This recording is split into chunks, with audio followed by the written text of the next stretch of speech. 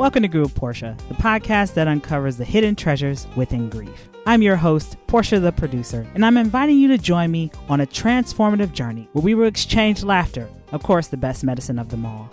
Reflect on cherished memories. Remember that time that the little boy grabbed my hand instead of his mother's at the amusement park? Yikes. And of course, discover gratitude while navigating one of life's hardest challenges, loss. So get ready to grow with me, Portia the producer.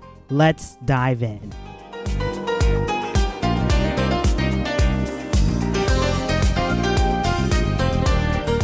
Everybody, welcome back to Grow with Portia. I'm your host and executive producer, Portia the producer. So today we are joined by two dynamic women who are on a mission to what I call reframe the narrative from a space of burnout to blessing, disappointment to discovery, and also converting the pain from grief to a journey of purpose and fulfillment. So today, we are joined by Shannon Vitale, who is not what I call your average health coach, but she is a certified transformational nutritional coach, also board certified in holistic nutrition, and founder of S. Vitale Holistic Health. We're also joined by the amazing Sandra Wint, a Gestalt professional certified coach and also advanced women's circle facilitator. So welcome both of you to Grew with Portia. How are you doing today? Awesome. Thank you. We are wonderful. Thank you. Excellent. So as you guys know, I always start off these conversations with gratitude, and we'll start with you, Shannon. What are you grateful for today? I actually was just having this conversation this morning with my friend, and I told her that every day I remind myself how blessed I am to be able to choose what I do with my time during the day. Because it's not something that everybody can do. And sometimes I take it for granted, especially when I'm having a bad day or have to do things I don't want to. So I'm very, very grateful that I get to choose what I do with my day. That's a blessing in itself, right? Being able to wake up when you want to. I mean, if you want to stay in your pajamas all day, or kind of like me right now, I have on my pajama bottoms underneath here. I'm kind of like the TV people. You know, you see I'm all dialed up at the top, but yeah, I have on my pajama bottoms, which normally is just some fun shorts. But I can definitely relate to you there, Shannon. That in itself is something to be grateful for every day, where you get to pick and choose how your day starts. So what about you, Sandra? What are you grateful for today? Well, I'm grateful to be here and really grateful to be able to do this work at all, to help women heal in whatever way they need that support, and that we have the tools available to communicate that broadly. I think about even just when I was a young girl, and there were not support systems like there are today, or even the tools available to reach people. And to share with them that they're not alone. You know, it's so easy to feel like you're the only one struggling with a particular issue, whatever that issue may be. And there are so many ways now to get the message out there. We're not alone. We don't need to suffer alone. And there are some excellent tools, techniques, and people that can help us with those things. So I'm really grateful to be able to do this work. And it's work that I find fulfilling. So thank you. You know, Sandra, I can definitely hear the passion in both you and Shannon's voices when you talk about the gratitude of being able to, number one, when you wake up in the morning, you're not being screamed at like you're 5 minutes late for work, right? You get to have what I call the harmonic blend, where you're able to incorporate your purpose-driven calling into your everyday life. Hence why when I mentioned before we started that I didn't go to bed until 2:00 this morning.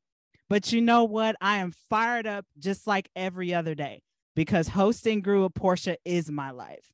Doing this, connecting with other like-minded women like you and having these deep conversations in order to change the narrative, it fuels me every single day. Yeah. And Sandra, both you and Shannon, I'm going to dive into the conversation because, as I mentioned before, Grew with Portia has become a space where I want to help more people find that hidden gem or hidden gift within their grief journey.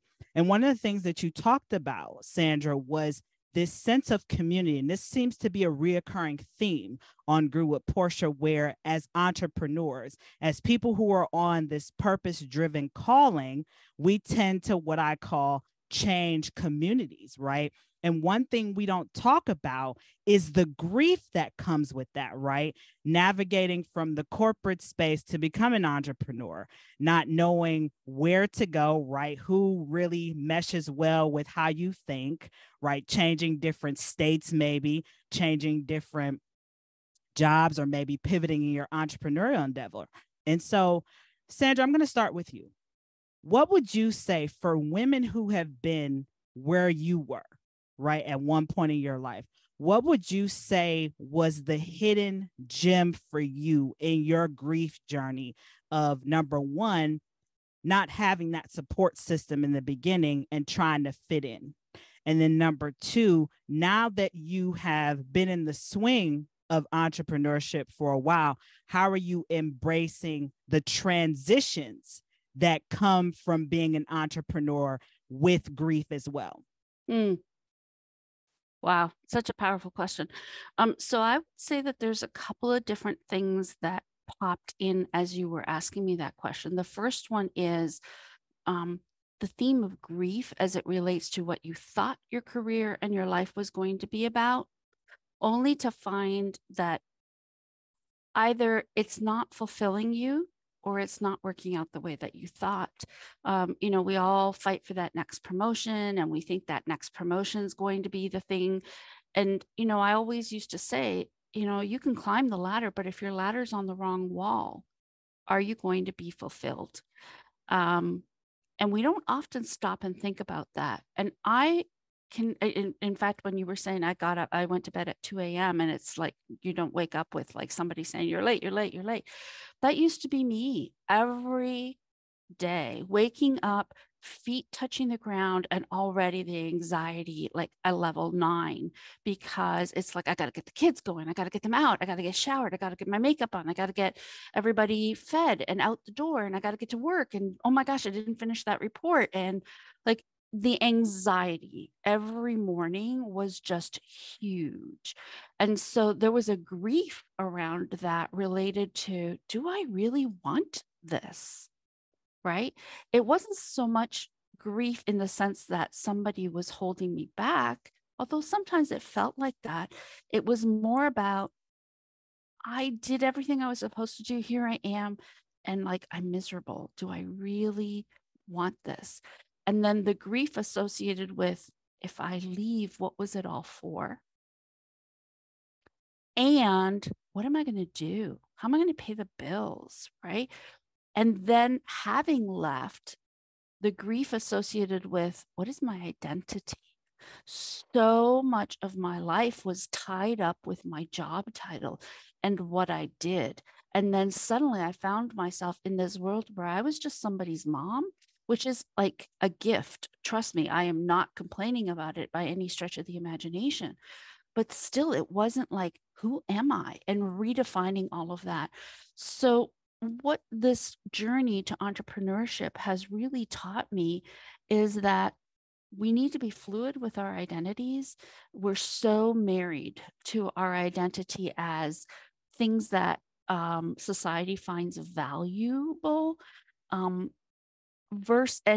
worthy, versus just, I am a human and I am entitled to metamorphosize myself into like any definition that I want for myself in my life.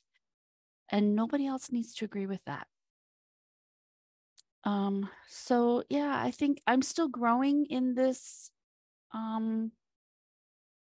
experience. There are definitely days when I wake up in panic.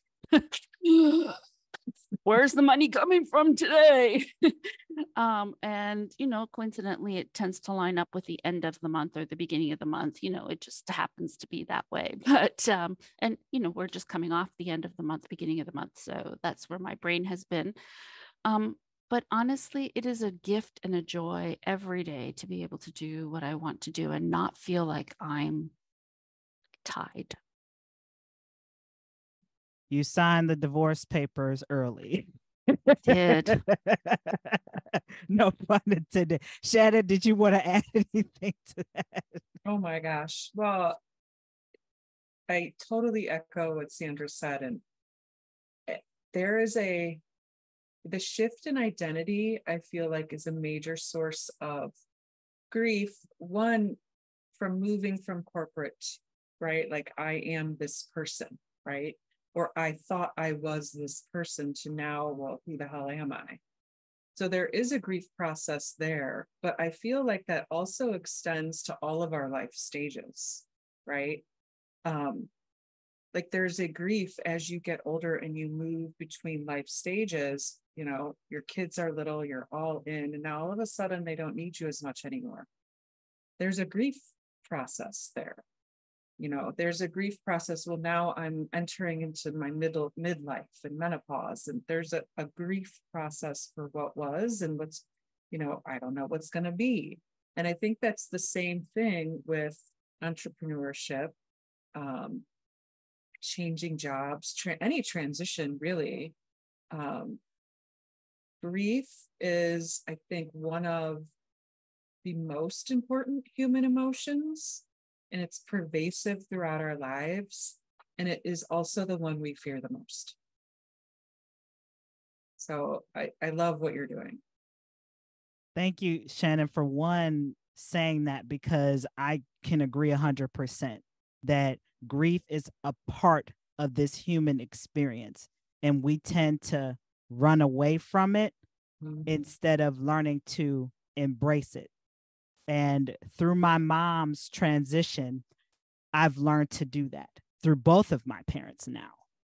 When my mom made her transition in the beginning, I can admit there was a lot of fear that surfaced from all the limiting beliefs, Sandra, you hit on it about, oh my God, the money's not coming in. For me, it's like, oh, where's the money going to come from? How am I going to be able to work and balance now, trying to hold my emotions together, right? Because that's another thing. When we're in grief, we tend to suppress all of our emotions. And then it's kind of like what I call filling up the coffee cup. Everybody tells you everything's going to be fine. So you just keep suppressing. Well, eventually that cup's going to overflow. And that's where it's kind of like the boiling pot boiling over, right? And I can say for me, through this transition of both my parents, grief has been a pivotal part of my transformation into this person who I am today. And so, Shannon and Sandra, before we jump into the next part of the conversation, and I'll start with you, Shannon, for our audience who are tuning in, if they want to connect with you and learn more about you, is there a social media handle or website you would like to share with them? Shannon, you go first. Yeah, they can find me mostly on Facebook or LinkedIn. Facebook, it would just be at Vitale Holistic Health, or my name, Shannon Vitale. And then I also have a website, which is S Vitale Holistic Health. Those are the easiest ways. Excellent. What about you, Sandra? So I can be found on Facebook and on Instagram. And my handle is me, her, us, LLC. Yeah, because it really is about me, her, and all of us together. Excellent. I love that. Me, her, us. It's that inclusivity, right? It's that sense of community. I want to go back, Sandra and Shannon, to something that both of you hinted on, this grief of identity, right? And I can say, as I am, I guess you can say, becoming fine like wine in my endeavors in this new phase of my life, I've noticed that even for me, acquiring a new identity, there comes some grief. And both of you talked about that grief of letting go of the corporate identity, right? To now I'm an entrepreneur, but then maybe I'm also a mom, I'm also a spouse. And so for both of you, we'll start with you, Sandra. How can people, newer entrepreneurs, other women who are going through what I call this identity pivoting through their grief journey, what tips can you leave with them to really give themselves some grace during that? Because I think we put so much pressure on ourselves when we're making new paths in our life from this place that we used to hold so near and dear. Sandra said you married to this title, and now that it's been uprooted, how do we show ourselves grace through these identity pivots that grief brings? Go ahead, Sandra. I love that. I was listening to something over the weekend I think is relevant to this question. And it was a discussion about the work that was done on the 5 stages of grief and how really unuseful it is. Because we tend to think of it as a linear process when really it is anything but a linear process, right? So we think, oh, we're going to move through denial, and then we're going to move through anger, and then we're going to move. And the reality is it doesn't work that way.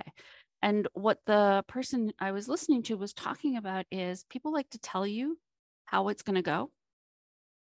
And they also like to tell you what you should and shouldn't do. And the challenge with all of that is no one can tell you anything, right? You have to be open to experiencing what's happening. And one of the things that the person was speaking about was, hijacking, right? You'll be in a location and all of a sudden you'll have this very powerful grief response. And for me, in context of this work, at first it was like, something would happen and someone would tell me, or somebody would get promoted and I'd hear about it. And then all of a sudden it'd be like, oh, right. And you'd have all of these strange emotions. Maybe it's jealousy. Maybe it's happiness for the person. Maybe it's like frustration, like why that person? And the reality is they're all valid. Every single emotion that you feel is valid. And you're never going to get to a point where you feel at peace without experiencing all of those emotions. So if you shut them down and say, I'm not going to go there, that it just extends the process. I like to say, I like to quote Sesame Street. Grover does the over, under, around, and through, right? You know exactly what I'm talking about, right? Anyway, so unfortunately, grief and emotional work of any sort, any kind of integration or healing work that happens with our emotional work has to be a process of going through. It cannot be a process of going around, over, under. It just doesn't work, right? We can bury those feelings. They'll come out in other ways, right?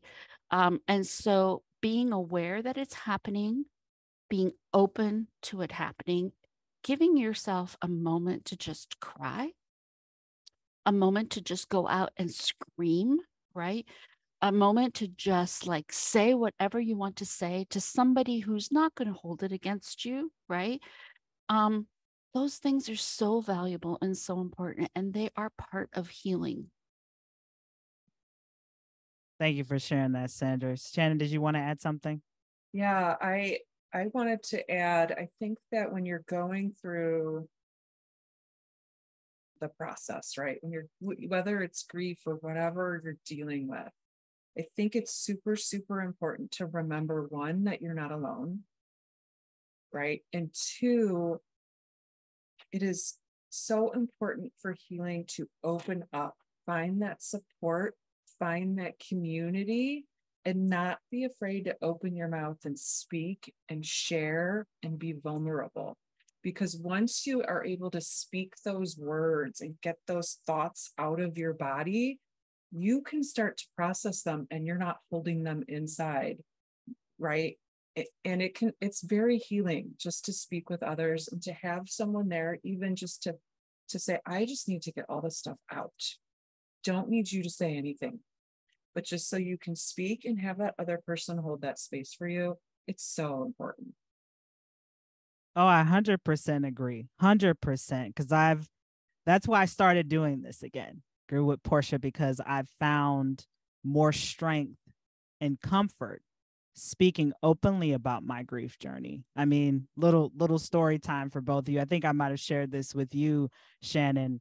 After my father made his transition, the same week of his funeral, I had a speech to give. And so the very night after I left the funeral home from approving his body for the public viewing the very next day, I jumped onto a Zoom call with an organization called Other Parents Like Me. And they were very accommodating, very sweet. And when I opened up and I said, well, everybody, I just want you to know that I just left from the funeral home of making sure that my father's body was ready for the public viewing. Everybody's face went stark white. And the facilitator asked me afterwards, Portia, we would have canceled. I said, no. I said, and even during the presentation, I was like, look, everybody, if I start crying, I'm going to still talk because I made a commitment to be here. And I also know that I can speak to my pain and also find purpose and fulfillment in this moment and be present. So all that to say, to go with what both of you were just saying, is that through this grief journey, we have to, number one, feel. Number two, be open to the fact that it's not going to be linear. Number three, we have to also hold space for ourselves. Say something. Be a little vulnerable and transparent. I always talk about that all the time because you never know how being vulnerable can really prove to be victorious in the long run.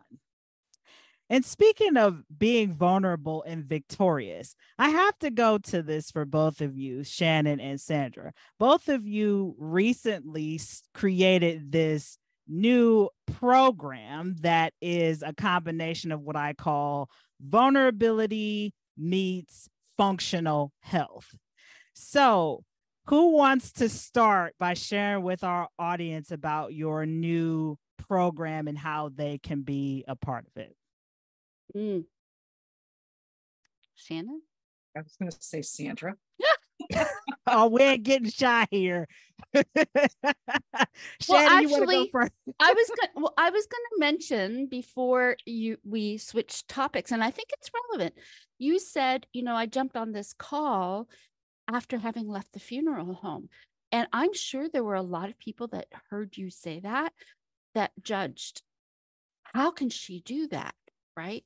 And the reality is you knew what was right for you. Right?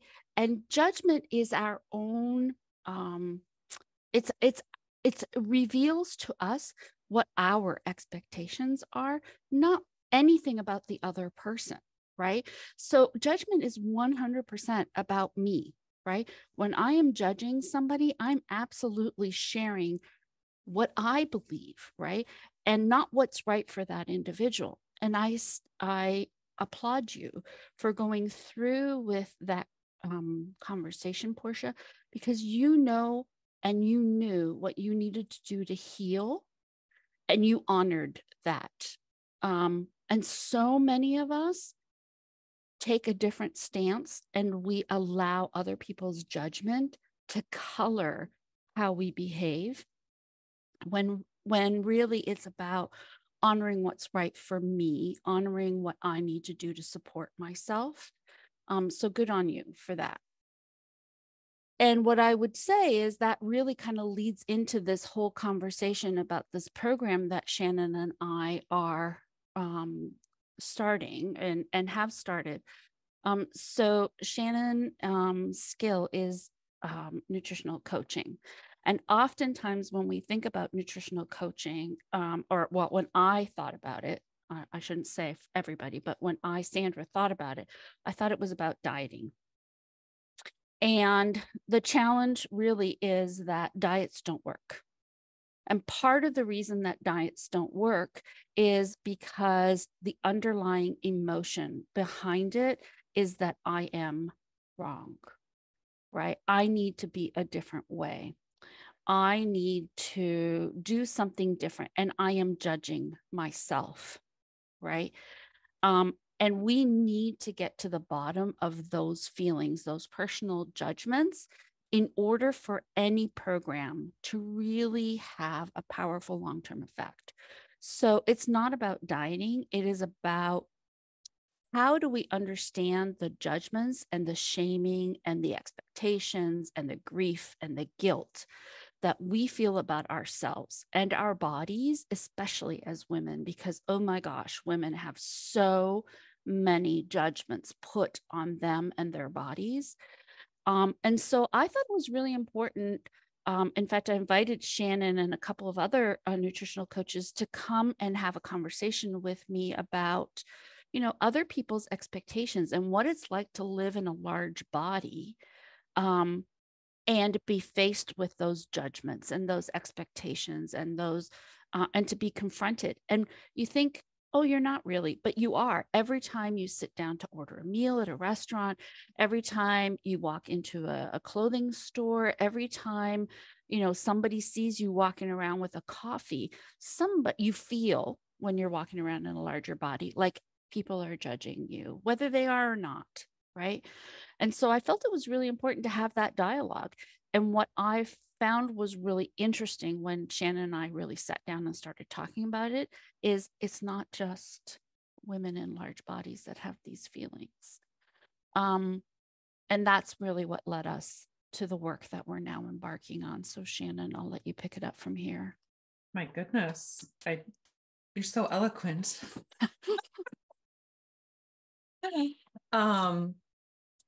Wow. Okay. So yes to all of that. And to Sandra's point, everyone feels that way, right? Everyone has their own perspectives, their own issues, their own viewpoints, their own things they're grappling with, no matter what size body they're in. Because I remember being at my heaviest and being super thin, and I had the exact same thoughts about my body at both stages. So our program is all about tackling these themes in our lives, right, from all different perspectives, from dealing with the emotional undercurrents, from being open and vulnerable and sharing and talking about all of these things, because that's something we don't do. We don't come together in community and discuss body image or body neutrality, or what does that mean and how does that affect us? And because it really impacts the way you operate as a human, because it gets down to self-worth, self-perception, right? And how you act and behave is colored by those feelings. So tackling all of those, coupled with, I also want to work on my health and wellness, right? Because it's all interwoven. But I can't go forward unless I'm coming from a place of, I'm making these changes because I want to be the best me that I can be and feel the best that I can feel. You don't ever want to come to those changes based on guilt, shame, or judgment, or I have to, should to, because those changes will never stick. And the diet culture and the diet mentality make their money from having convinced all of us women that we're not enough and we have to do these things, these crazy diets just because, right? So Sandra in our program is tackling all sides of the issue and bringing all of this to the forefront. It's there's a year-long commitment at first. And it is through a private community, not on Facebook. It's through a separate platform. And there's monthly women's circles. There's monthly group coaching twice a month. There are going to be expert speakers every month. We're going to have a repository of resources available to all. And it's really a forum to open up community and space around these topics. Did I hit that all? I'm not as eloquent as Sandra, but I tried my best. I think one of the things that you talked about, Shannon, is that, oftentimes we're emotional eaters. I know I am, right? Yeah, a lot of us are. And so we've had a bad day And oh my gosh, that pizza and all the reserve that I had, or all the discipline that I had to not eat that pizza. I'm annoyed, so I'm going to eat that pizza. I actually use a different word when I'm like feeling like I have to eat the pizza. But we'll go with annoyed for Portia. So I'm annoyed and I eat the pizza, right? And then I feel horrible for having eaten the pizza, right? And so then I eat the ice cream because I feel horrible that I ate the pizza because I was annoyed. And it becomes this cycle. And then we get really upset with ourselves. Whereas if we just sat for a moment with our feelings, right, and realized I'm feeling annoyed and I'm going to eat this pizza, but I'm not going to beat myself up for having eaten this pizza, right? Then we can stop the ice cream, right? Or the cookie that comes after the ice cream, or the 7 beers, or whatever, right? The whole point is that we don't stop, and then the emotion piles up and we add even more emotion. And then on top of that, we add oh, I'm a horrible human for having done this, right? Mm-hmm. When really it was just, we had a bad day. And maybe there's somebody that we can reach out to for help. Or maybe the somebody is just ourselves, and looking at ourselves in the mirror for a moment and saying, I love you. And this bad day doesn't define you. Right. And there's elements of grief in that whole process. Mm-hmm. Grief towards ourselves, right? Grief and anger and judgment and sadness. And then grief over the person you thought you should be and you're not. Like there's so many elements that tie so beautifully into what you speak about, Portia. Oh, 100%. And, Sandra, I want to go back to what you mentioned about how diets don't work.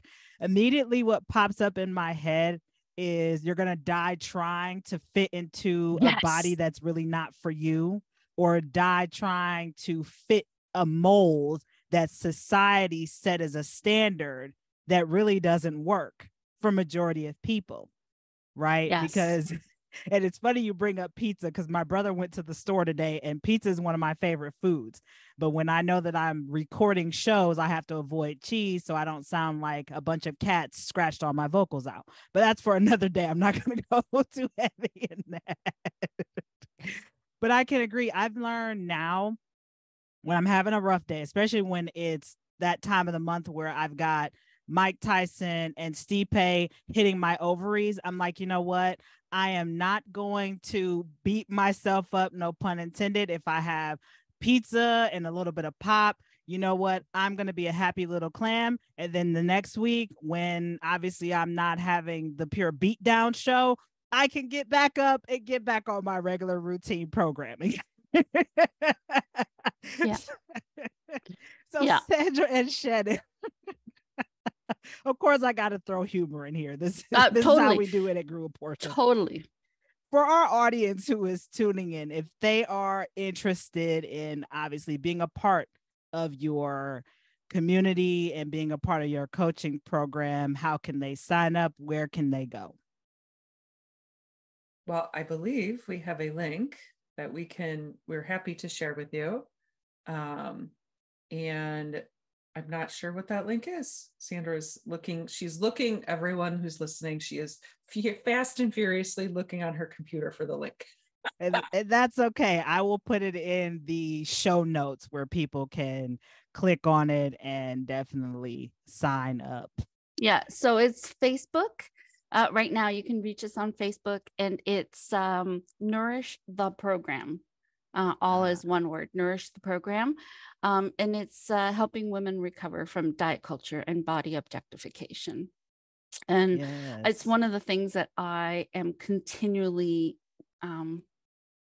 surprised about, is that, if we only ever like ourselves when we look a certain way, that's objectification. That's not self-love. And we have learned to objectify ourselves so much that we're not even aware that we're doing it. That is the most shocking part. Mm-hmm. Yeah. And I'll be honest, Sandra, that's a whole nother podcast episode that we can talk about. We'll come back. Especially with what I call the influx of perfectionism that's set forth by social media. Oh. So we'll have another conversation about that another day. But and you know, that perfectionism is not just in the way we look, it's in how we act. It's in what we do. It's in how women are really judgy towards each other and ourselves. And we're taught that. We need to stop doing that. 100%, 100%, and learn to accept people for where they are, who they are. And also, I think the best part about it, Sandra and Shannon, is to see ourselves in that woman's shoes for a moment. She might be a mom with 3 kids. Yes. So maybe, she might have a little bit of fluctuation in her weight, but maybe she's going through something, right? Being that objective person who's not judging, but being understanding and open to saying, you know what, I see this woman. She's got these 3 little kids. She looks stressed out. I may not know everything that's going on in her life, but I see her. Because maybe at one point there was a part of you that was her, right? I make a point of talking to women in stores, you know, when the kid is having the total and complete meltdown, right? And she just looks so exasperated. I have walked up to women and said, "You're doing great. You're a good mom." And I've walked away and my children have said, "Do you know her?" And I'm like, "No, I have no idea who she is." "Well, why'd you go say that to her?" I'm like, "Because I've been in her shoes. And I needed somebody to tell me at that moment when I was about to snap, you're okay. You're okay. It's just a moment." One of my favorite sayings is the extra mile is never crowded. And if more of us would be the exception, the world would be a lot better. Shannon and Sandra, first and foremost, I have to thank both of you for being first-time guests on Grew with Portia and coming on when I agreed to finally go video. We're going to be wrapping up here soon. And both of you have left us with so many, no pun intended, a plate full of wisdom in different aspects of our life, right? From your coaching program, Nourish, right? Learning to nourish not just what we feed through our mouth, but what are we saying to ourselves here, and how does that transmute throughout our whole entire body, right? Learning to honor our grief journey, feeling our feelings, and also the reminder that we are not alone and that grief is not linear. So I'm going to start with you, Shannon. I always love this question. What words of inspiration, even though you've left us with so many pieces, what words of inspiration can you leave with our listeners today, especially if it's someone who once walked in the same shoes that you were? What a beautiful question. The thing that I like to hold on to for myself, and the thing that I like to tell all of my clients, is that there's always hope, and you can always change. You can choose something different, and you can believe in yourself. And if you are unable to, in that moment, borrow my belief in you, because I 100,000% believe that you can do whatever it is you decide and can put your mind to. No doubt about it. So don't ever lose hope, and know that you can always choose. It's never too late. Absolutely. I 100% agree with that, Shannon. Thank you so much for sharing that. What about you, Sandra? Go ahead. Well, I had something, but now I've changed my mind. Oh. Because I am just so moved by what Shannon said. So I'm actually going to go with that, with the second thing that I changed my mind to. We are not broken. We are not broken. Our mindsets are not wrong. We have learned habits. We have learned coping skills, and those coping skills kept us alive. So let's honor those coping skills maybe they're not working for us anymore, but that doesn't mean that we're broken. And it doesn't mean that we need to change anything. We need to be aware of why we're doing the things that we're doing and then decide, do I want to continue to do that? Is it serving me, right? Or do I choose to do something different? But please, we are not broken. We have to stop thinking of ourselves as broken. We have to stop thinking of ourselves as we need to be better. We are perfect the way we are. God made us that way.